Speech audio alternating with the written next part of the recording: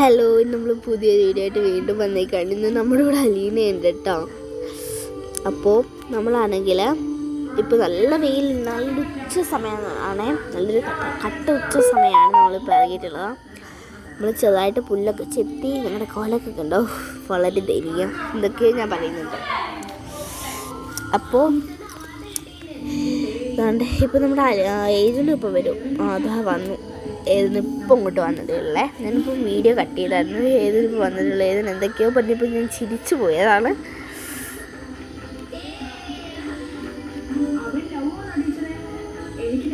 നമ്മൾ തോട്ടത്തിലോട്ടാണ് കേട്ടോ ഡയറക്റ്റ് പോകുന്നത്. കണ്ടാ, നമ്മുടെ തെങ്ങും തോപ്പാണത്. അതിനപ്പുറം നമ്മുടെ ചീനി കൃഷി. അത് കഴിഞ്ഞ് ഇച്ചിരി കൂടെ പോയി കഴിഞ്ഞാൽ നമ്മുടെ വെണ്ട കാണാവേ. ഞാൻ വെണ്ട കാണിച്ചു തരാവേ നിങ്ങൾക്ക്. നിൽക്കേ, ഞാനപ്പോൾ ഒരു മാങ്ങ കിട്ടിയിട്ടുണ്ടായിരുന്നു, അത് ഞങ്ങൾക്ക് കഴിക്കണം. അത് മാങ്ങ ഞാനപ്പോഴത്തേക്കും വീഡിയോ കട്ട് ചെയ്തിരുന്നു. എന്നിട്ട് ഞാൻ മാങ്ങ കഴിക്കാൻ തുടങ്ങി. കാരണം അത്രയ്ക്കും ത്രില്ലിരിക്കായിരുന്നു കേട്ടോ. നിങ്ങൾക്ക് നോക്കിയാൽ മനസ്സിലാവും, നല്ല ടേസ്റ്റ്, നല്ല പൊളി. അതിൻ്റെ ഇടയ്ക്ക് കൂടെ അലീനയായിരുന്നു തിന്നായിരുന്നു. കണ്ട, നല്ല പഴുത്ത മാങ്ങ എന്നാണ് പറഞ്ഞത്.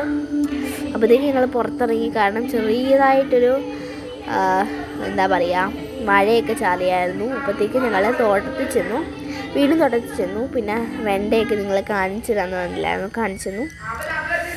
പിന്നെ ഞങ്ങൾ കോവയ്ക്ക ഒരെണ്ണം വെച്ചിട്ടോ, കുഞ്ഞിന് വേണമെന്ന് കുഞ്ഞു കോവയ്ക്ക ഉണ്ടായിരുന്നു, ഒരെണ്ണം വെച്ചിട്ടുണ്ട്. എന്നിട്ടത് കുഞ്ഞിനൊരെണ്ണം എടുത്ത് കൊടുത്തു. നമ്മുടെ നെയ്ബറാണ്. പിന്നെ ഏതിനപ്പോഴത്തേക്ക് ഒരു പഴുത്ത കോവയ്ക്ക കാണിച്ചു തന്നിട്ട്, നല്ല പഴുത്തൊരു കോവയ്ക്ക. അത് കോവയ്ക്കാന്ന് പറയില്ല, അങ്ങനെ കുറച്ച് തടിയുള്ളൊരു കോവയ്ക്കാണ്. നീളം കുറവായി കോവയ്ക്കൊക്കെ. അത് ആ ഒരു ഇനമാണ്. ഇത് ഏതിനാണെന്ന് താഴെ കമൻറ്റ് ചെയ്തിരിക്കണേ. ഇത് വഴുതനമാണ്. നമുക്ക് വഴുതന പിച്ചണം. വഴുതനവും കോവയ്ക്കും എല്ലാം പിച്ചണം. നമ്മൾ 2-3 എണ്ണം പിച്ചിട്ടുണ്ട്. ഇനി നമുക്കത് കഴുകിയെടുത്താൽ മതി. ഇതൊക്കെ ഉണങ്ങിപ്പോയതാണ് കേട്ടോ. ഒരു വഴുതന ഉണങ്ങി. പിന്നെ ഇത് വാഴ. പിന്നെ ഇച്ചിരി കൂടെ പോയി കഴിഞ്ഞാൽ നമ്മുടെ കാന്താരി മുളകുണ്ട്, അത് നമ്മുടെ കാന്താരി. പിന്നെ ഇത് നമ്മുടെ തക്കാളിയാണ് കേട്ടോ, നല്ല തക്കാളിയാണ്. ഇത് മഴ പെയ്ത് ഒടിഞ്ഞതാണ്.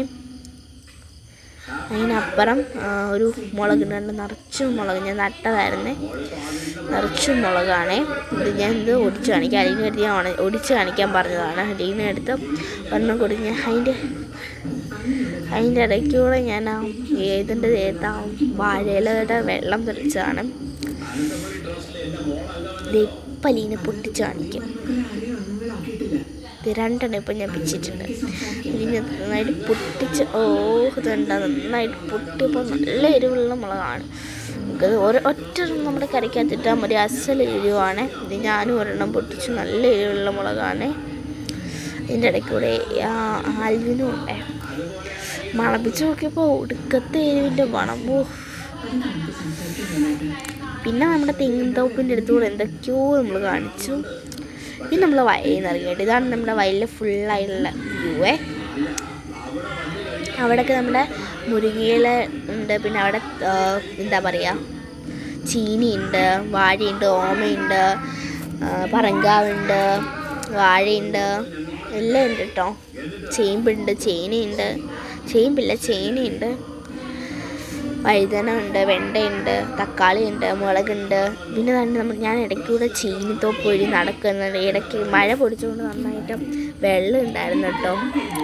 അപ്പോൾ അതിൻ്റെ ഇടയ്ക്കൂടെ പോയി നനവ് കാരണം ഞാൻ ഈ സൈഡിൽ കൂടി ഇങ്ങനെ ഇറങ്ങിപ്പോയിരുന്നു. ഏതിനാണെങ്കിൽ സ്പീഡിലേക്കൂടെ ഒരു ദേഹം മൊത്തം നനഞ്ഞിട്ടോ.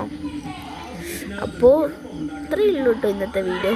ബൈ. നമുക്ക് ഇന്നൊരു വീഡിയോ